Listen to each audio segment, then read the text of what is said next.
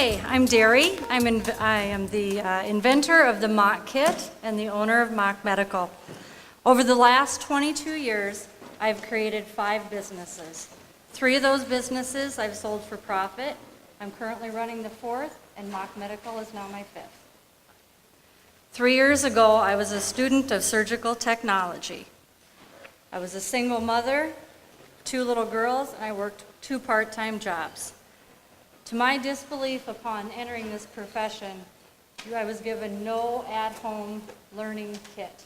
All my time was to be spent amongst my job, my internship, school, my girls, and I had 22 other students in my class, and we had 1 lab.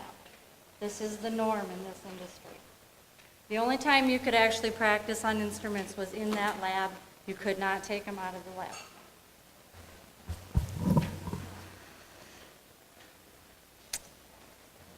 When I discovered there was no such thing as a surgical kit, what they do give you, however, is this book.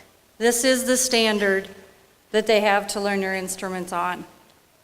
Now, I thought to myself, what's wrong with this? A plumber is given his instruments, his tools of the trade.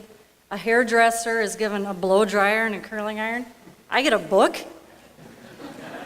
This is it. I'm working on people. Comforting. So I couldn't decide, in real life, is it that big or is it this big? Didn't know. Here's my book. Look at it. So I thought, well, there's got to be a better solution to this. 50 to 60% of the people are passing their state boards. That's it. That's not a high percentage at all. You go through all the schooling, all the training, half of them pass, half of them don't. I thought, no wonder. Back to the book. So I thought, well, why can't I? Why can't I take a set home? Why can't I? Well, I found out really quick. Cost of a surgical set is $3,800.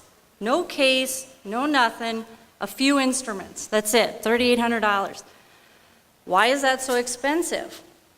Solid surgical stainless steel. It has to be able to be sanitized, sterilized under high pressure, high heat.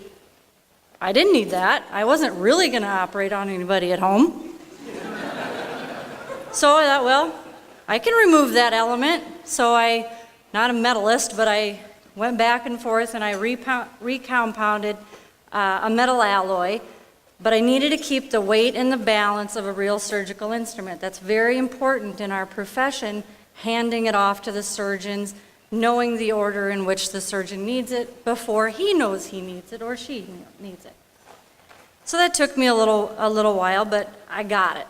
I got that part. They're balanced, they weigh right, they're within a half a gram on the heaviest instrument.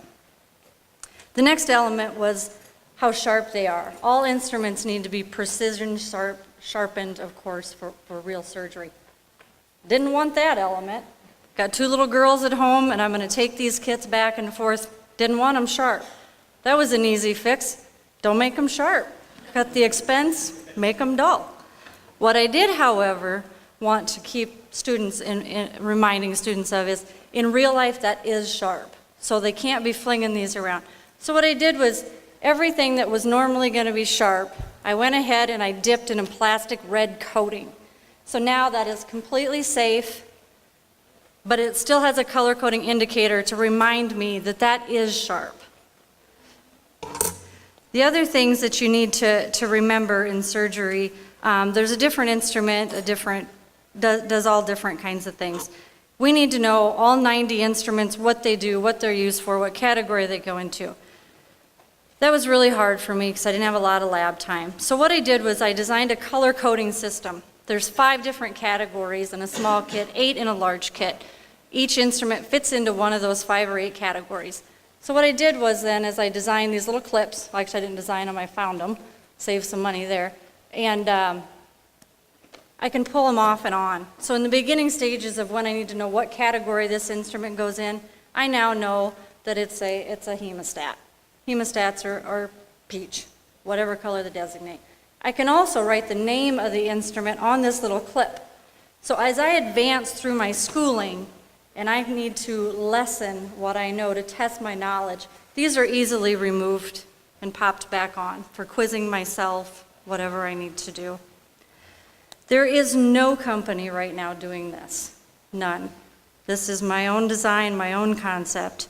In all, I ended up getting the sets down to about 10% of the retail real set. There's two different sets that we offer right now, $250 or $350. We try to keep it about the price of a textbook. It's about what all the textbooks are running right now in this profession. And we do have a guaranteed buyback.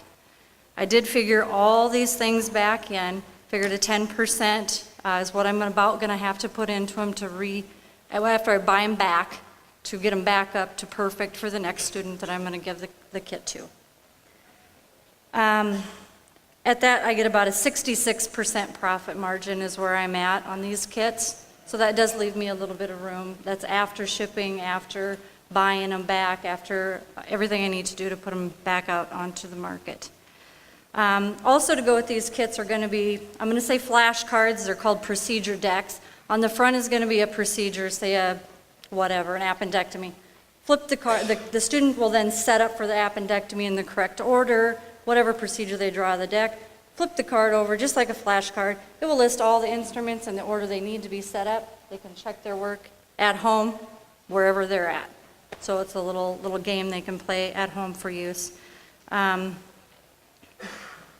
Right now, there's 32,000 students just in the surgical technology program alone. That's it, in that one little slice of the healthcare industry.